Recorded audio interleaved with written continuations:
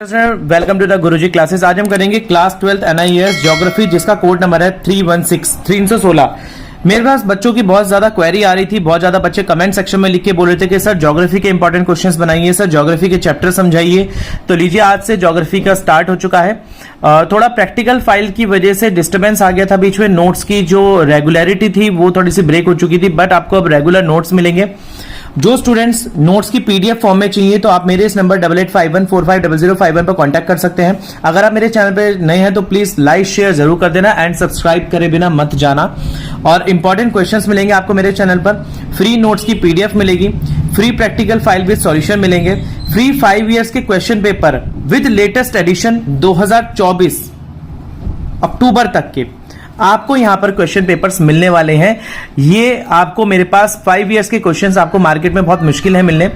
आपको इसकी भी फ्री पीडीएफ मिलेगी, क्योंकि इससे पहले ये आपके में ऐड नहीं था फ्री 5 ईयर के क्वेश्चन पेपर्स। बट मैंने अब अपनी टीम से ये 5 साल के क्वेश्चन पेपर आपके लिए रेडी करवा दिए हैं, जो कि अभी अनसॉल्व्ड हैं और सॉल्व भी आपको बहुत जल्दी ही आने वाले 1 हफ्ते के अंदर आपको सारे सब्जेक्ट्स के सॉल्व क्वेश्चन पेपर्स भी मिलने लग जाएंगे और प्रैक्टिस पेपर और सैंपल पेपर्स भी जल्दी ही उसके बाद लॉन्च हो जाएंगे। चलिए शुरू करते हैं चैप्टर नंबर 5, जो कि लेटेस्ट सिलेबस के हिसाब से मैं आपको पढ़ा रहा हूं ज्योग्राफी का, जिसका नाम है बहते जल और भूमिगत जल का कार्य।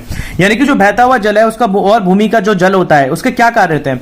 सबसे पहले मैं आपको चैप्टर से इंट्रोडक्शन कराऊंगा, क्योंकि मेरा मकसद सिर्फ आपको क्वेश्चंस कराने के ज्यादा आपको समझाना भी है कि आप इस चैप्टर से थोड़े से इंट्रोड्यूस हो जाएं कि चैप्टर के क्वेश्चंस हम क्यों पढ़ने वाले। देखिए, तल संतुलन के कारकों में बहता जल सबसे अधिक प्रभावी और महत्वपूर्ण नदी के 3 कार्य। देखिए, जो तल संतुलन होता है यानी कि जो सरफेस को बराबर करने वाला होता है, उसमें नदी के 3 कार्य होते हैं। एक हमारे पास होता है अपर्दन, एक परिवहन और एक निक्षेपण। यानी कि अपर्दन, परिवहन और निक्षेपण होते क्या है, इनकी डेफिनेशंस में आगे पढ़ते हैं। देखिए, अपर्दन का मतलब होता है नदी का जल अपने भाग में आने वाले शैल पदार्थों को नीचे की ओर ले जाता है। शैल पदार्थों के काटने और उनके हटाने की क्रिया को अपर्दन कहते हैं। देखिए, जो भी शैल पदार्थ होते हैं यानी कि पत्थर के पदार्थ जो होते हैं उनको नीचे की तरफ ले जाता है और उनको काटकर नीचे की ओर ले जाने की क्रिया को अपर्दन कहते हैं। यह 4 प्रकार का होता है। देखिए, अपर्दन भी 4 प्रकार का है। अपघर्षण, नदी की धारा में शैल कण उछलते हैं, कूदते किनारों के खुरसते हुए आगे की ओर बढ़ते हैं। शैल कण मतलब कि यानी कि जो पत्थर के कण होते हैं वो नदी की धारा में उछलते हैं और कूदते हुए आगे की ओर बढ़ते जाते हैं। इसे अपघर्षण कहते हैं। यह 2 प्रकार का होता है, पार्श्व अपघर्षण और ऊर्ध्वाधर अपघर्षण। इसके बाद आता है हमारे पास सेकंड, क्षय या विलयन। यह नदी के विलयन, यह नदी जल के संपर्क में आने वाली घुलनशील शैलों को जल की रासायनिक प्रक्रिया। देखिए, नदी के जल के आने वाले जो घुलनशील होते हैं, जो चीजें नदी में घुल जाती है, और जल की रासायनिक यानी कि केमिकल रिएक्शन जो होती है जल की, उसे बोला जाता है। उदाहरण के लिए, चूने का पत्थर जल के संपर्क में आने से घुलकर बह जाता है। यानी कि चूने का जो पत्थर होता है वो जब जल के संपर्क में आता है तो घुलकर बह जाता है। जल की भौतिक शक्ति, इस प्रक्रिया द्वारा नदी अपनी भौतिक शक्ति से शैलों को ढीला कर देती है। देखिए, इस प्रक्रिया से जो नदी होती है वो अपनी भौतिक शक्ति यानी कि फिजिकल तरीके से जो शैल होते हैं यानी कि जो पत्थर होते हैं उनको ढीला कर देती है और उन्हें लुढ़काकर बहाकर अपने साथ ले जाती है। इसके अलावा यहां पर है सन्निघर्षण। सन्निघर्षण का मतलब होता है जिन पदार्थों को जल बहाकर ले जाता है वे एक दूसरे से टकराने से टूट जाते हैं। वो बड़े शैल यानी कि पत्थर, बड़े शैल टूट जाते हैं, नुकीले पत्थर गोल हो जाते हैं। जो नुकीले पत्थर होते हैं वो गोल हो जाते हैं। अगला आता है हमारे पास परिवहन। नदी शैल पदार्थों को एक स्थान से दूसरे स्थान पर ले जाती है, यानी कि पत्थरों को एक स्थान से दूसरे स्थान पर ले जाती है। इन्हें परिवहन कहा जाता है। इस क्रिया को भार वहन कहा जाता है। भार वहन यानी कि भार को एक जगह से दूसरी तरफ ले जाना। इसे 4 प्रकार से धोया जाता है, कर्षण, विलंघन, निलंबन और घोलन। कर्षण क्या होता है, बड़े भारी शैल पत्थर नदी जल के साथ साथ लुढ़कते और घिसते रहते हैं, इस क्रिया को कर्षण कहते हैं। यानी कि जो बड़े पत्थर होते हैं लुढ़कते रहते हैं उस क्रिया को कर्षण बोला जाता है। विलंघन क्या होता है, कुछ शैल खंड नदी तल और लगातार उछलते हुए चलते हैं, इस क्रिया को व्रणन कहा जाता है। यानी कि कुछ शैल खंड यानी कि कुछ मतलब पार्ट में अंदर जाते हैं और लगातार उछलते और कूदते रहते हैं, लुढ़कते उड़कते रहते हैं। निलंबन, रेत गाद यानी कि रेत गाद कीचड़ के छोटे छोटे जो कण होते हैं पानी में मिले हुए घुले रहते हैं और यह क्रिया निलंबन कहती है। जो रेत के कण होते हैं वो निलंबन होता है। घोलन, अनेक शैल पदार्थ नदी जल में घुल जाते हैं और वो बह जाते हैं, उन्हें घोलन कहा जाता है। निक्षेपण क्या होता है, चलिए निक्षेपण को पढ़ते हैं। नदी की शक्ति कम होने से परिवहन में बाधा पड़ती है, परिणाम स्वरूप इसके भार का कुछ अंश निक्षेपित होने लगता है। यानी कि नदी की शक्ति कम होने से परिवहन में बाधा होती है। देखिए, जब नदी की शक्ति कम होती है, नदी बहाने से कम ले जाती है, तो इससे क्या होता है कि परिणाम से इसके भार का कुछ अंश निक्षेपण, इस क्रिया को निक्षेपण कहते हैं। निक्षेपण नदी की क्रिया नदी के ढाल मंद होने से या धारा का वेग कम होने से नदी के जल की मात्रा घटने लगती है। देखिए, जब कोई चीज नदी के रास्ते को रोक लेती है रोकने के बाद तो नदी के प्रवाह और धारा के अंदर जब कमी आ जाती है तो उसे निक्षेपण कहा जाता है। आशा करता हूं आपको ये वाली चीज समझ में आ गई होगी। चलिए पढ़ते हैं आगे। इसके बाद है यहां पर कुएं, नलकूप और उत्स्रोतकूप क्या होते हैं। देखिए, कुएं धरातल में मनुष्य द्वारा खोदे गए कुछ छिद्र होते हैं जिससे पीने और सिंचाई के लिए जल निकाला जाता है। नलकूप के लिए धरातल में छिद्र यंत्रों बनाए जाते हैं, छेद करे जाते हैं। धरातल मतलब जमीन। इनके अतिरिक्त एक और विशेष प्रकार का कुआं होता है जिसमें भूमिगत जल अपने दबाव के कारण स्वतः अपने आप धरातल पर निकलने लगता है। यानी कि भूमि का जल, अब जो भूमि का जल होता है नीचे से, वो अपने आप ही जमीन पर आने लगता है। ऐसे कुओं को उत्स्रोत कूप कहते हैं। इन कुओं को क्या कहते हैं? उत्स्रोत कूप। इन्हें आर्टिजियन वेल भी कहा जाता है। यह नाम फ्रांस के आर्टजाइन प्रदेश के नाम पर आधारित है जहां इस प्रकार का सबसे पहला कुआं खोदा गया था। इसके बाद उत्स्रोत कूप निर्माण के लिए कुछ निश्चित परिस्थितियों का होना आवश्यक है। देखिए, उत्स्रोत जो कूप होते हैं उनके निर्माण के लिए निश्चित परिस्थितियां होने का आवश्यक है। शैलों का विन्यास यानी कि शैलों का होना, शैलों की संरचना यानी पत्थरों को किस तरीके से संरचना है, शैलों के अंतर्ग्रहित क्षेत्र, जल की सुलभता यानी कि पानी कितने तरीके से सुलभ तरीके से बह रहा है। अगला आता है स्रोत और गीजर। स्रोत और गीजर क्या होते हैं? देखिए, शैलों की दरारों अथवा छेदों से द्रव यानी कि लिक्विड जो होता है चलता है, दबाव का कारण भूमिगत जल को धरातल पर स्वतः निकल आना। यानी कि जो जमीन के अंदर दरार होती है और जो पानी के अंदर, जमीन के अंदर का जो जल है वो धरातल पर अपने आप आ जाता है, तो इसे बोला जाता है स्रोत कहा जाता है। स्रोत के निर्माण के लिए जरूरी है कि जलभृत शैल की या धरातल पर अनावृत हो या अपारगम्य शैलों के नीचे दबी हो। देखिए, इसके लिए जरूरी क्या है कि जलभृत शैल यानी कि जो पत्थर जिनमें पानी भरा हो वो जरूरी होने चाहिए और पानी धरातल के नीचे हो ताकि वो अपना ऊपर आने में मदद ले सके।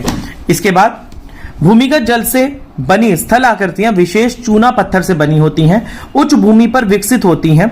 इनमें एक विशिष्ट स्थलाकृति को कास्ट कहते हैं। यानी कि जो उच्च, इनमें से अलग तरीके की जो कलाकृति बनी होती है उसे क्या बोला जाता है? कास्ट। भूमिगत जल के अपर्दन से बनी स्थलाकृतियां दो प्रकार की होती है। भूमिगत जल की यानी कि जो अंदर जमीन के अंदर का जो जल है उसके एक जगह से दूसरी जगह जाने से जो कलाकृति बनती है उसे, उन स्थलाकृतियों दो प्रकार की होती है। कौन कौन सी होती है देख लेते हैं। धरातल के ऊपर बहने वाली स्थलाकृतियां जैसे घोल रंध्र और विलय रंध्र। धरातल के ऊपर जो बनने वाली स्थलाकृतियां उन्हें क्या बोला जाता है? गोल रंध्र और विलय रंध्र। रंध्र का मतलब छेद होता है। धरातल के नीचे बनने वाली स्थलाकृतियां जैसे कंदराएं और स्टेलेकाइट और स्टेलेगमाइट, इनको बोला जाता है कंदराएं, स्टेलेकाइट और स्टेलेगमाइट बोला जाता है, जो धरातल के नीचे क्या करती होती है। तो स्टूडेंट्स, इसी के साथ ही यहां पर इस चैप्टर का एक छोटा सा इंट्रोडक्शन खत्म होता है। अब मैं आपको इस चैप्टर के अंदर जो भी इंपॉर्टेंट क्वेश्चंस मेरे को लगे वो मैंने टेक आउट करे हैं और वो इंपॉर्टेंट क्वेश्चंस मैं यहां लिखवा रहा हूं आपको। आप यहां से अपने नोट्स बनाने शुरू कर दीजिए। यदि आपको नोट्स की पीडीएफ चाहिए तो आप मेरे नंबर पर 8851450051 पर कॉन्टैक्ट करिए, व्हाट्सअप करिए। रिप्लाई का टाइम आपको मैक्सिमम 7-8 बजे तक रिप्लाई मिल जाएगा क्योंकि ऑफिस आवर्स वही होते हैं और सुबह 10 बजे के बाद से आपको रिप्लाई मिलना शुरू हो जाएगा। तो चलिए शुरू करते हैं। निम्नलिखित प्रश्नों के उत्तर का संक्षेप में दीजिए। मैं आपको बता देता हूं, प्रश्न पढ़ते हैं। नदी के विभिन्न तरीकों से आप भार का परिवहन करती है। नदी किन विभिन्न तरीकों से भार को एक जगह से दूसरे ले जाती है। देखिए, नदी 4 प्रकार से अपने भार का परिवहन करती है। एक होता है कर्षण, एक होता है विलगन, एक होता है निलंबन और घोलन क्रिया द्वारा भार को एक जगह से दूसरी जगह ले जाती है। उन कारकों के नाम बताइए जो नदी की शक्ति परिवहन क्षमता को प्रभावित करते हैं। देखिए, उन कारकों के नाम बताइए जो नदी की शक्ति और एक जगह से दूसरी जगह लेने वाली क्षमता को प्रभावित करते हैं। देखिए, ढाल यानी टेढ़ापन, वेग, नदी, वेग मतलब जितनी स्पीड से नदी बह रही है, नदी का तल की संरचना, वेग जल की मात्रा, शैल पदार्थों का आकार और ढाल, ये नदी की शक्ति को और परिवहन को प्रभावित करते हैं, ये वाले कारक। चलिए आगे पढ़ते हैं। किन तरीकों से नदी अपर्दन कार्य को पूरा करती है। नदी अपर्दन का कार्य अपघर्षण, क्षय, विलयन, जल की भौतिक शक्ति और संघर्षण के द्वारा कार्य पूरा करती है। निम्नलिखित में अंतर बताइए। देखिए, निम्नलिखित के अंतर बताने हैं। ज्वारंतमुख और डेल्टा। देखिए, ज्वारंतमुख और डेल्टा के अंतर बताना है और बारकृत मैदान और गुम्फित में अंतर बताना है। देखिए, ज्वारंतमुख क्या होता है? देखिए, नदी का कीप क्या आकृति जैसा मुहाना जिसमें से ज्वार भाट आता है। देखिए, नदी का कीप मतलब चोंच जैसे आकृति जैसा मुहाना जिसमें से ज्वार भाट आता है, जहां ताजा और समुद्र जल आपस में मिलते हैं, जहां पर ताजा पानी जमीन का और जो समुद्र का जल होता है आपस में मिलते हैं। और इनका निर्माण तटीय निम्न क्षेत्रों के समुद्री जल में डूब जाने के कारण होता है। जो तट के क्षेत्र होते हैं वो समुद्र के अंदर जब डूब जाते हैं तब होता है, क्योंकि समुद्र का जल तल निम्न किन्हीं कारणों से थोड़ा सा ऊंचा होता है। देखिए, जो समुद्र का जल होता है, समुद्र के जल का तल किन्हीं कारणों से थोड़ा सा ऊंचा होता है जमीन से। डेल्टा क्या होता है, देखिए नदी के मुहाने पर लगभग त्रिभुज जैसी आकृति, देखिए जो नदी का मुहाना होता है, ये अगर नदी बह रही है इसके मुहाने पर जो त्रिभुज जैसी आकृति होती है ऐसे करके, ऐसे, इस आकृति को डेल्टा बोला जाता है, जो नदी द्वारा लाए गए अवसादों को जमाव से बनती है। नदी द्वारा जो अवसाद लाए जाते हैं उसके जमाव से यहां पर बनती है। देखिए नदी का अगर मुहाना प्लेन है तो यहां पर बनती चली जाती है, बनती चली जाती है, बनती जाती है। इनमें अब अनेक उपनदियां इसमें होकर बहती हैं, कई सारी उपनदियां इसमें से होकर बहती है जो इसमें आके मिल जाती हैं। बाढ़कृत मैदान, देखिए बाढ़कृत मैदान क्या है, नदी द्वारा लाए गए अवसादों के निक्षेपण से नदी के दोनों ओर बन जाता है बाढ़कृत मैदान। देखिए नदी द्वारा जो रोक होती है उनके अवसादों के निक्षेपण, यानी कि जो अवसाद होते हैं जो नदी को ब्लॉकेज करते हैं, उनके आने से नदी के दोनों तरफ मैदान सा बन जाता है। यह बाढ़ आने पर जलमग्न हो जाता है। तो ये क्या होता है, जब बाढ़ आती है तो ये दोनों जने डूब जाते हैं। इसके बाद आता है गुम्फित नदी। गुम्फित नदी क्या होती है, देखिए जब नदी कई धाराओं में बटकर बहने लगती है, यानी कि एक धारा से कई धारा में बटकर बहने लगती है, जिससे उनके बीच में अनेक टापू बन जाते हैं। नदी में छोटे छोटे टापू बन जाते हैं और नदी के इस रूप को गुम्फित नदी कहते हैं। क्या कहते हैं इस रूप को, नदी के इस रूप को गुम्फित नदी कहा जाएगा। चलिए आगे पढ़ते हैं, प्रश्न नंबर 3। निम्नलिखित स्थलाकृतियां नदी के द्वारा बनाई गई हैं। निम्नलिखित स्थलाकृतियां नदी के द्वारा बनाई गई हैं, इन्हें दो वर्गों में बांटिए। देखिए जो निम्नलिखित स्थलाकृतियां नदी के द्वारा बनाई गई इन्हें दो वर्ग में बांटे। देखिए एक निक्षेपण द्वारा स्थलाकृति तथा दूसरी अपर्दन द्वारा स्थलाकृति।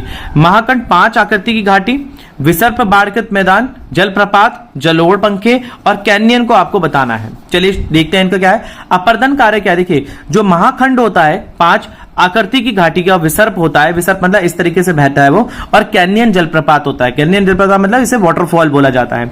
निक्षेपण कार्य क्या होता है, विसर्प यानी कि सांप की तरह बहता है, बाढ़कृत मैदान जो बाढ़ वाले मैदान से बनते हैं, और जलोढ़ पंखे यानी कि जिसमें जलोढ़ टाइप में जल के साथ बनते हैं ये वाली चीजें।